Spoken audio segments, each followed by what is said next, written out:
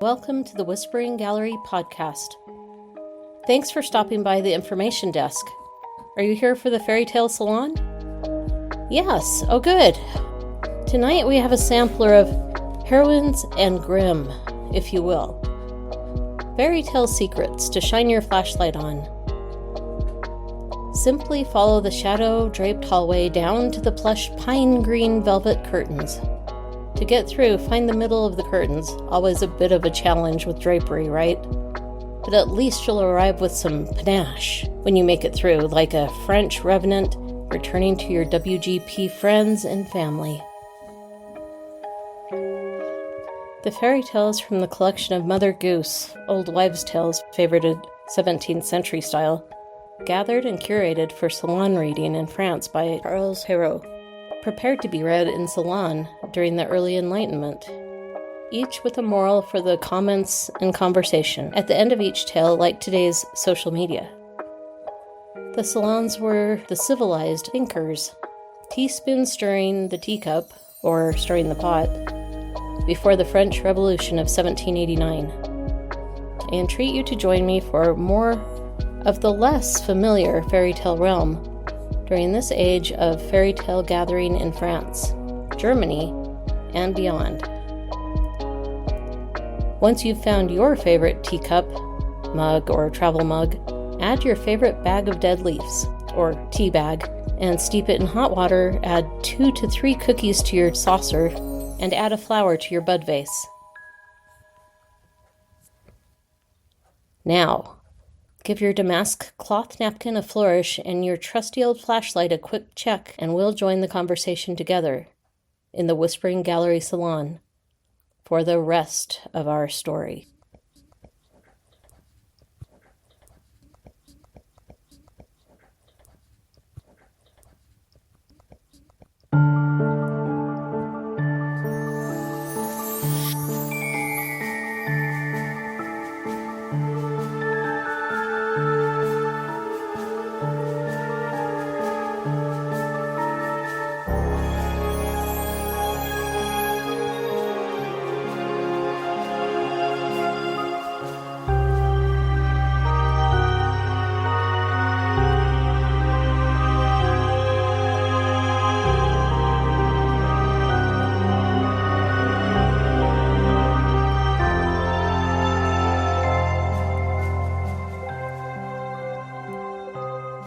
Welcome to part 2 of Midnight Mother Goose. Welcome to our new WGP listeners across the U.S. and to our international listeners. Thank you wherever you are for listening and having faith that Americans are just as shocked as you are at what's been going on.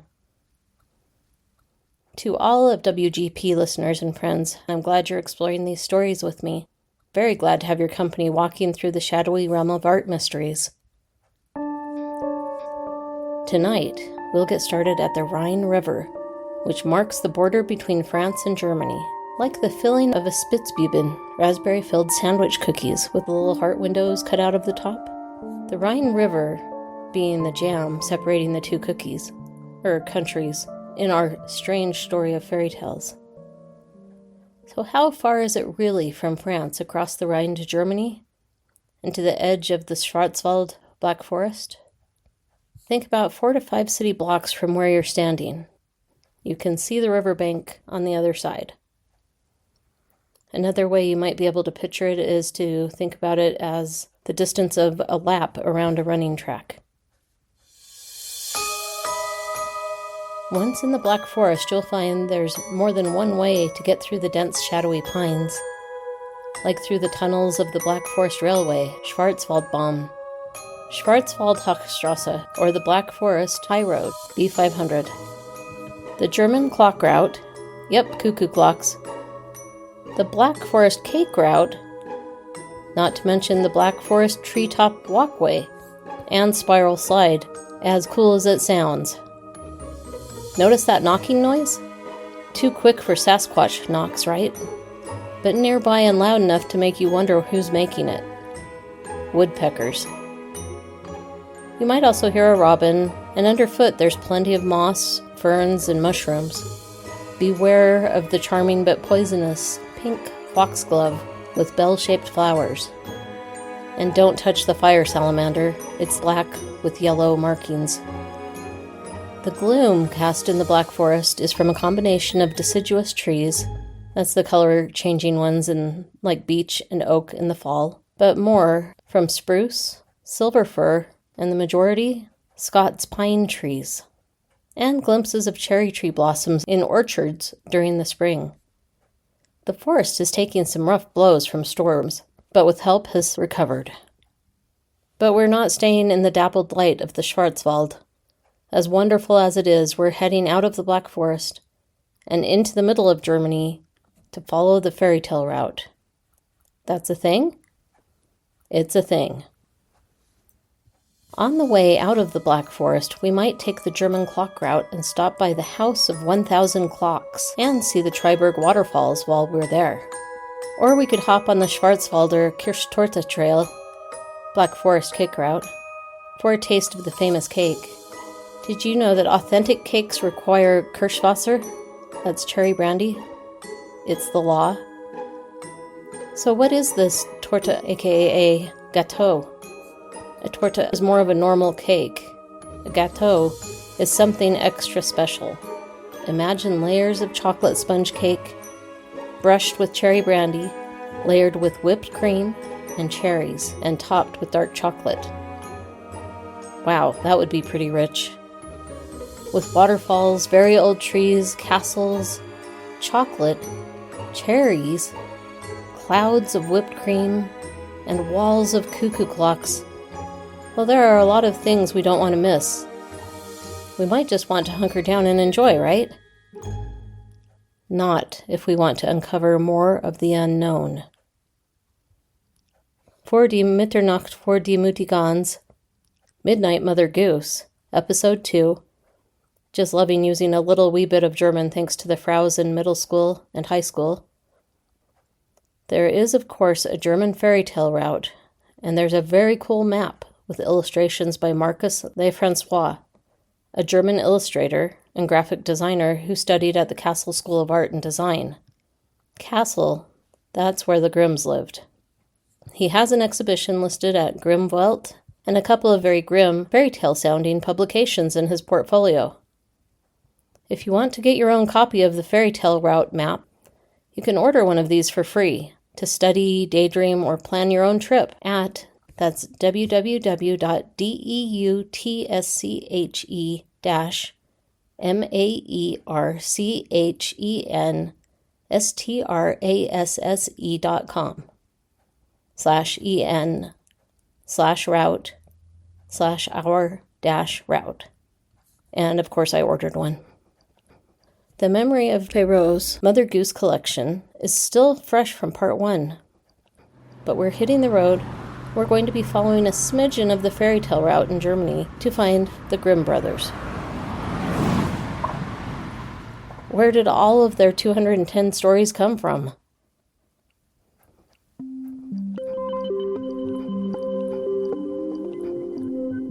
Did you also hear that they created the collection of fairy tales by combing the countryside, gathering stories as oral history from peasants? That's what I had understood. So I was pretty surprised to learn that over 50% of the stories were actually collected from educated women, some who were their neighbors and family, middle class, and even aristocrats. Dorothea Weimann, Huguenot background, while not as well-to-do as their other sources, she was not a peasant farmer as represented. She was literate and spoke 2 languages, French and German. Dorothea's dad had been an innkeeper, and she had heard stories while growing up. Later, when her husband passed and she was a widow, she was still supporting her 5 daughters at home, plus her grandchildren. So she sold vegetables at the market and also had to pay French taxes from the occupation in Kassel.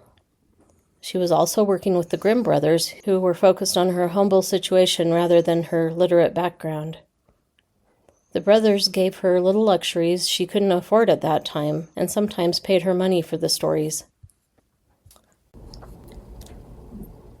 From Claire Pollard in The Modern Fairies. Autumn has come, bringing its blood-drop berries, its acorns and walnuts, its spider's webs. The sap is falling as the trees draw their nutrients back inside, readying themselves for their long, enchanted sleep, whilst their leaves, which in their youth were simply green, each seemed to become unique in their last hours, blotched, spotted, blush-tipped, pocked, crinkled, the colors of gingerbread, bearskin, pumpkin, ram's fur, porridge, a blood-stained key. I spent one of my research sessions getting lost in the depths of the Goodreads fairy tales section of their pull quotes database. While Luna, our foster, mini dachshund Kannenchin, very small, Kannenchin translates from German to English to rabbit, and at first I wondered if that was because of their size. But there are rabbits bigger than they are. They were bred to flush rabbits out of burrows. I mean, yes, on the sassy scale, they could do it.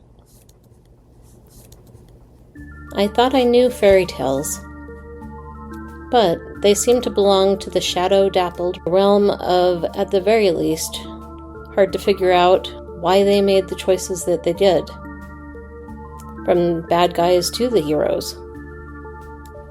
The fairy tales I've been reading while researching this story are not at all what I've been conditioned to believe this genre to be about. Magic, fairy godmothers, poison apples, all on the way to happily ever after.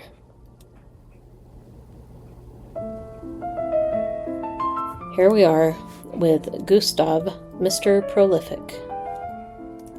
In 1862, Gustave Dore illustrated 9 of Charles Perrault's 11 tales, including Cinderella, or The Little Glass Slipper, The Sleeping Beauty in the Wood, Little Red Riding Hood, The Master Cat, or Puss in Boots, Bluebeard, The Fairies, Ricky of the Tuft, Little Thumb, and Donkey Skin. In fact, if you go to commons.wikimedia.org and plug Contes de ma mère l'Oie, Gustave Dore, into the search bar, you'll find plenty of his illustrations to peruse. And how would one spell that? It's C-O-N-T-E-S-D-E-M-A. Let's do it with spaces. C-O-N-T-E-S space D-E space M-A space M-E-R-E space L'-O-Y-E. Gustave Dore is spelled G-U-S-T-A-V-E, last name D-O-R-E. Gustave was one of those artists who didn't need to draw from life or reference. Is that like being able to sit down at the piano and play anything? I mean, that just didn't seem fair as somebody that had to practice. But actually, yes, it is like that. By the age of 5, he could draw detailed illustrations, and it sounds like his eidetic memory was recognized early. It sounds like photographic memory is considered a myth, but eidetic memory is a thing that occurs in childhood and fades with age, already rare. But it seems like Gustave retained his ability. Gustave illustrated The Raven by Poe, the Bible, The Tempest by Shakespeare. I'll stop while we're ahead. He created 10,000 illustrations. From Wikipedia, they describe him as a, quote, French printmaker, illustrator, painter, comics artist, caricaturist, and sculptor. He is best known for his prolific output of wood engravings illustrating classic literature. Unquote. Gustave Dore was known for creating a drawing as quickly as in one evening. But this wasn't the end of things. Each drawing created work for a team of master engravers, like the elves and the shoemaker. He drew onto hard boxwood blocks using relief, where areas are carved out to be raised above the background. The raised areas are inked. There are actually some very charming gingerbread cookie molds designed to print and reprint in 3D. You can find these on Etsy, and I usually have them in my shopping cart throughout December, kind of mooning over them. Like the shoemaker's workbench, instead of elves finishing the work, a hidden workshop, i.e. studio, with a team of master wood engravers, each with their specialty, like working on just the sky or the forest. Sometimes 10 magic and masterful engravers, other times up to 40, carved Dore's dramatic drawings into wood to be printed and reprinted. Like the elves, their industrious work might have been undetectable as so many jobs are, but for their names tucked almost invisible into the scenes. If this is setting off memory bells, you may be thinking of the episodes about Yoshitoshi, who also worked with a team to complete his designs on woodblock prints. It's Season 3, Episodes 9 and 10, Yoshitoshi's 36 Ghost Stories. So, Gustave Dore, 1832 to 1883, created illustrations that were carved into woodblocks by engravers in Europe, while in Japan, Tsukioka Yoshitoshi, 1839 to 1892, also worked with master carvers and printers, both bringing their stories to life through their illustration and design, with the help of their art teams, working quietly behind the scenes to make the magic happen. By the time Gustave was 15 and moved to Paris to begin his life as an illustrator, Tsukioka would have been 8 years old. They were alive at the same time, using similar techniques. Let's make a rest stop on the fairy tale road of the Whispering Gallery podcast and check out sea monsters really quick. I know we're inland, so how does this relate? It does, because Gustave did a wood engraving illustration of the Leviathan, a black and white print of a sea monster slithering, sliding, and coiling at the bottom of the illustration in a turmoil of seawater. I'd seen it before, but didn't realize it was a religious print. It's from the Bible, for Isaiah chapter 27, verse 1. From the English Standard Version of the Bible, quote, "In that day the Lord with his hard and great and strong sword will punish Leviathan, the fleeing serpent. Leviathan, the twisting serpent. And he will slay the dragon that is in the sea." Unquote. Sea monsters? Think Carta Marina, old maps of the sea, that are home to illustrations of sea monsters. My shower curtain is a lovely cartoon filled with characters of sea monsters. If you need this in your life, check out calamityware.com. And oh boy howdy, we may have a topic we need to explore in another episode. In the meanwhile, you can get more sea monster vibes with the episode of The Kraken. From Theodora Goss in Red as Blood and White as Bone, quote, "Fairy tales are another kind of Bible for those who know how to read them." Unquote. That was a rather ambitious comparison. Oof, fairy tales and the Bible. And our Gustave, he illustrated both. And this is from Father Brown. You may have heard of him on PBS, by G.K. Chesterton. Quote, "It is possible that God says every morning, quote, "Do it again," unquote, to the sun, and every evening, "Do it again," to the moon. It may not be automatic necessity that makes all daisies alike. It may be that God makes every daisy separately, but has never got tired of making them. Unquote. Perrault and the Grimm's stories don't exactly fit the mold for present-day animated fairy tales, which are extra carefully curated and kid-friendly. When storytellers have dipped their pen in these stories for inspiration, there's had to be some parts cut and left on the floor, or put in the round file. Fairy tale worlds originally were filled with shadows, improbability, criminals, murderers, cannibalism, evil intent, not exactly rated G.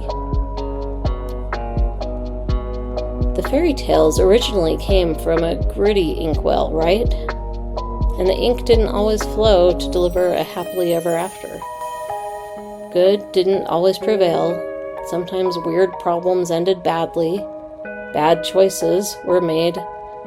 A rusty nib on old, wrinkled, dry paper, recording the stories that broke the rules of etiquette and polite society, not to mention the laws of the land, and tossing aside the way we've been taught to behave since we were very young.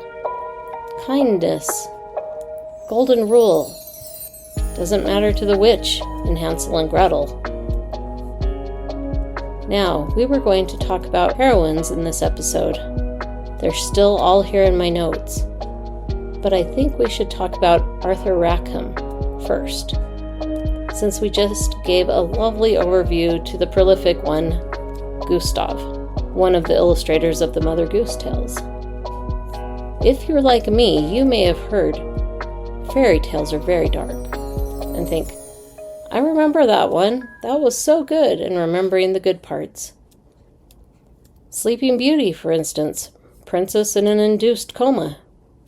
Rumpelstiltskin and the miller's daughter, bad decision puts her firstborn at risk. Things people wouldn't really do. But maybe on CSI or Dateline, you might hear of stories. Really? We hear that fairy tales are dark all of the time. But what about the magic making? Cinderella's coach from a pumpkin.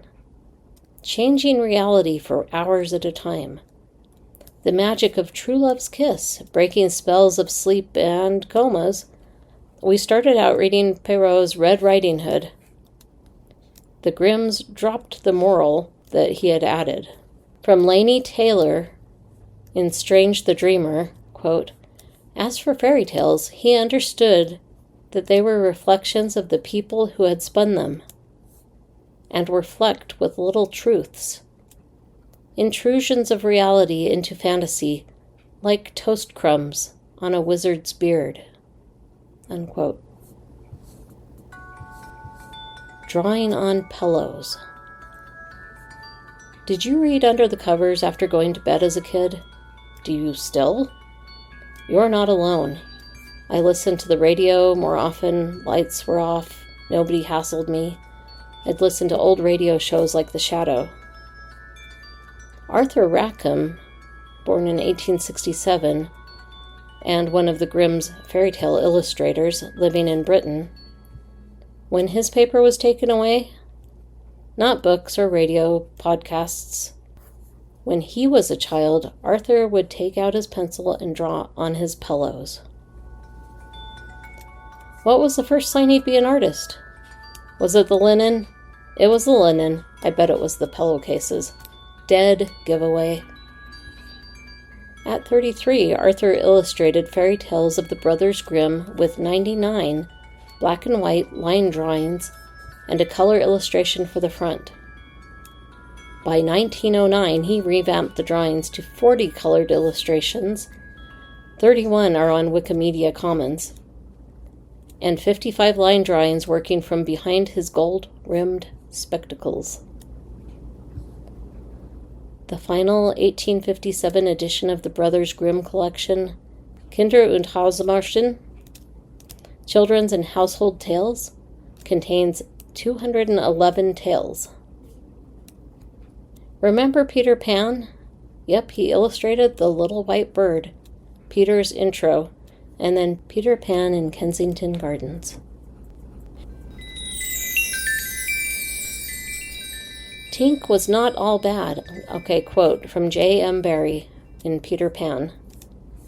Quote, Tink was not all bad. Or rather, she was all bad just now, but on the other hand, sometimes she was all good. Fairies have to be one thing or the other, because being so small, they unfortunately have room for one feeling only at a time. They are, however, allowed to change. Only it must be a complete change. Unquote. Got a couple other Peter Pan ones just because they all go so perfectly together and fit right in. Okay, this one is from J.M. Barrie, Peter Pan in Kensington Gardens. Quote, It is frightfully difficult to know much about the fairies, and almost the only thing for certain is that there are fairies wherever there are children. Unquote. We're back to Peter Pan with J.M. Barrie. Quote, Of all the delectable islands, the Neverland is the snuggest and most compact. Not large and sprawly, with tedious distances between one adventure and another, but nicely crammed. When you play at it by day, with chairs and tablecloth, it is not the least alarming, but in the 2 minutes before you go to sleep, it becomes very nearly real. That is why there are nightlights. Unquote. And the last quote from Peter Pan and J.M. Barrie, quote, He would come down laughing over something fearfully funny he had been saying to a star, but he had already forgotten what it was. Or he would come up with mermaid scales still sticking to him, and yet not be able to say for certain what had been happening. It was all really rather irritating to children who had never seen a mermaid. Unquote. Arthur's Alice in Wonderland, Queen of Hearts, reminds me of Yubaba in Spirited Away by Studio Ghibli, written and directed by Hayao Miyazaki. Really exaggerated nose. Really. And features. Arthur brought us the supernatural world with elegant, delicate fairies, thoughtful, strange goblins, and ghosts.